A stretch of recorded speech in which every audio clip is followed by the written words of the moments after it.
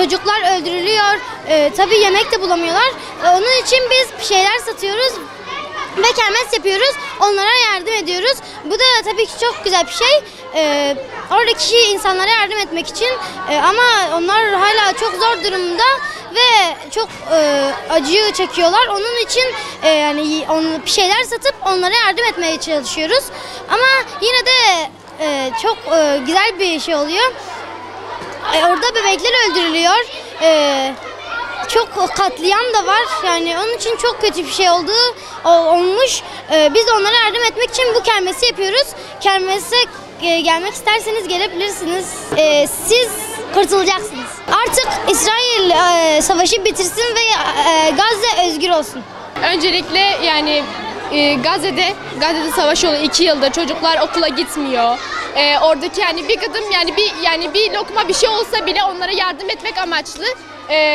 Yani bir şey götürmek için bir para ya da herhangi bir yemek olmak için yani onlara bir katkıda bulunmak istiyoruz. Okulca güzel bir kermes hazırladık. Öyle yani 2 yıldır bu bir savaş değil aslında, bu soykırım yani. Oradaki kadınlar, çocuklar hepsi aç, o zayıflıktan zaten ölüyorlar, açlıktan ölüyorlar oradakiler.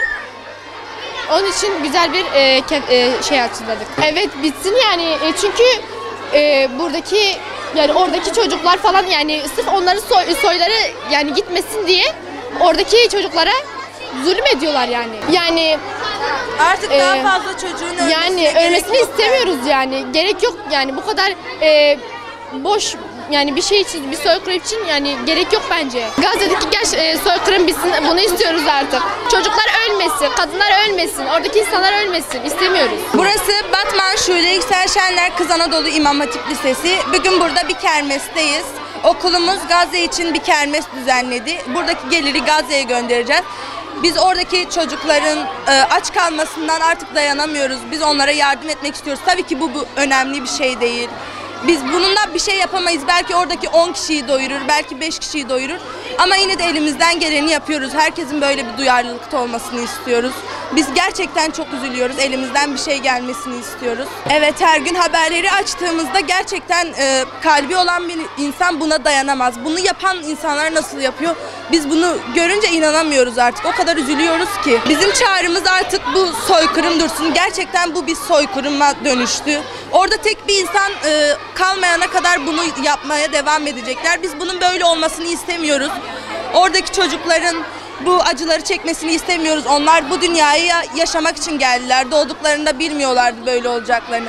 Bu bizim başımıza da gelebilirdi. Onların başına geldi. Biz onlar için elimizden geleni yapacağız. Boykot edeceğiz. Biz buradan sesimizi çıkaracağız. Yardımcı olacağız onlara. Elimizden geldikçe. Burası Şule Yüksel Şenler Kız Anadolu İmam Hatip Lisesi ve Ortaokulu.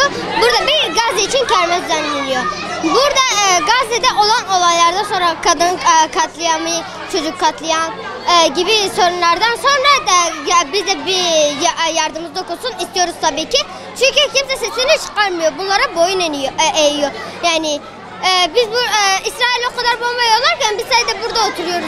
Mesela bize bomba yollası gibi şeyler olursa kimse sesini çıkarır mı yani bilmiyorum.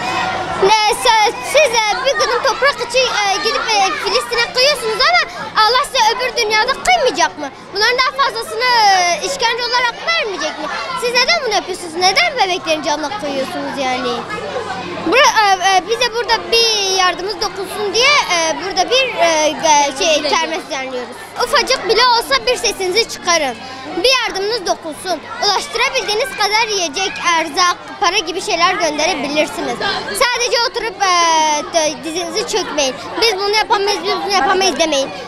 Birlikte birleştiğiniz zaman yapamayacağınız hiçbir şey olamaz. Ben Batman Şule Yüksel Şenler Kız Anadolu İmam Hatip Lisesi'nden buradaki tüm dünyadaki insanlara duyuruyorum. Biz burada bir kermes düzenledik. Bu kermesteki katkı hepsi Gazze'ye gidecek.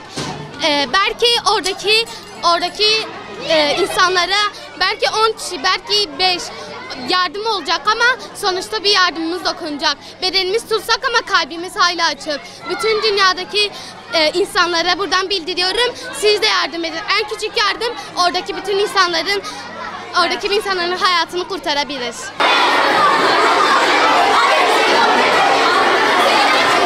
Gazze